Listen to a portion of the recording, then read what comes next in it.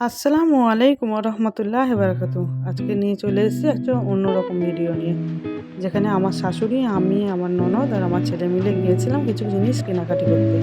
তা কোথায় কোথায় গেছিলাম আর কি কি কিনলাম তোমাদের সাথে শেয়ার করছি। আরহান কোথায় গেছিল ও নিজের মুখেই বলছে। কোথায় আছো তুমি? আমি ঠাকুর করতে যাচ্ছি। কেন গো? আমি জামা কাপড় কিনতে যাচ্ছি।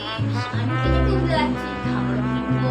সন্ধ্যাবেলায় যে টিফিন, বাবা রে কি দাম! আর দামে হাই ফাই এত গরম পড়েছে। ওকে রেডি করে আমিও নিচে নেমে গেলাম রেডি হয়ে।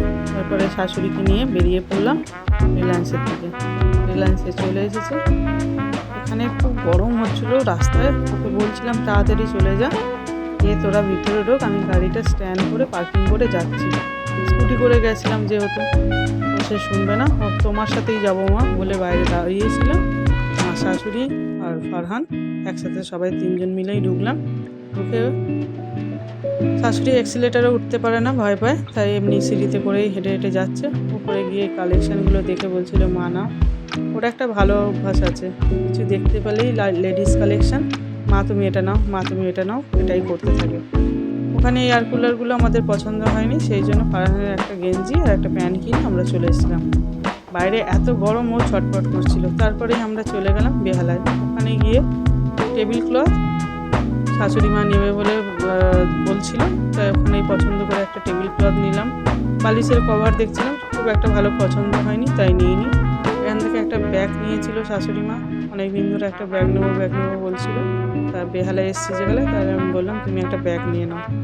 ব্যাগ নেওয়ার পর আমরা এখান থেকে বেহালা থেকে চলে গেলাম আবার বকুলতলা স্মার্ট বাজারে।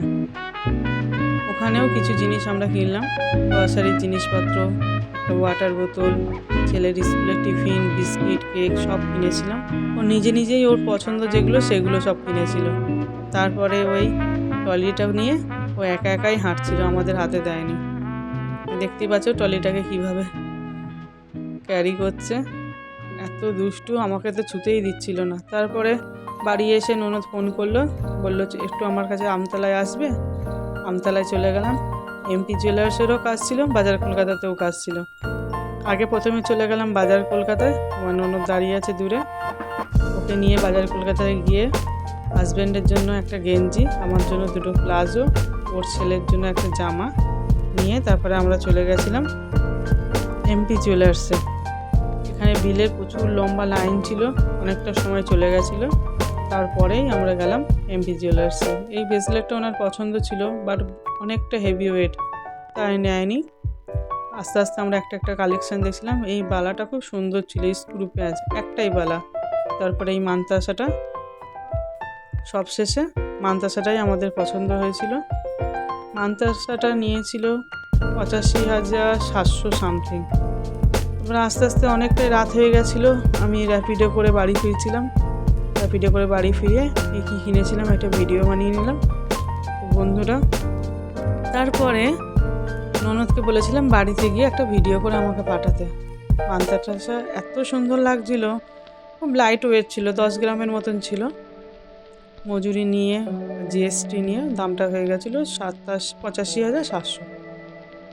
খুব ভালো লেগেছিলো মানতাসাটা, পরলেই হাত পুরো ভর্তি লাগছিল, এত সুন্দর মানতাসা। আমরা অঞ্জলিতেও গেছিলাম, অঞ্জলিতে এত ভারী ওয়েটের একটা মানতাসা দেখেছিল, প্রায় 1,07,000 টাকার মতন বলেছিল বলে আর নেওয়া হয়নি। আমরা একটু লাইট ওয়েটের মধ্যে চাইছিলাম, তো লাইট ওয়েটের মধ্যে এটাই বেশ, ডিজাইনটাও সুন্দর ছিল আর লাইট ওয়েটও ছিল। তা ওটা তারপরে আমরা সিলেক্ট করে নিয়েছিলাম। এই যে সেই ব্রেসলেটটা দিদি বলেছে পরে নেবে। গেঞ্জি, ছেলের প্যান্ট, ছেলের গেঞ্জি, হাজব্যান্ডের গেঞ্জি, আমার দুটো প্লাজো, সুতির কাপড়ে খুব নরম দেখলাম। ছেলের স্কুলের টিফিন সব নিয়ে নিয়েছিলাম, ওর শ্যাম্পু ট্যাম্পু বাকি ছিল। আর ওই হচ্ছে সেই বালাটা, এত সুন্দর বালাটা, পুরো নজর কেড়ে নিয়েছিল। এই একটা মানতাসা সর্বপ্রথম দেখেছিলাম, এটারও ওয়েট হেভি ছিল, শেষে এটা দেখলাম। আর তারপরে আমরা এই ইয়ার কুলারটা দেখেছিলাম, বাট পছন্দ হয়নি দামের মধ্যেও। কেমন লাগলো ভিডিওটা জানিও, আমার চ্যানেলটা সাবস্ক্রাইব করে দেবে। টাটা বন্ধু।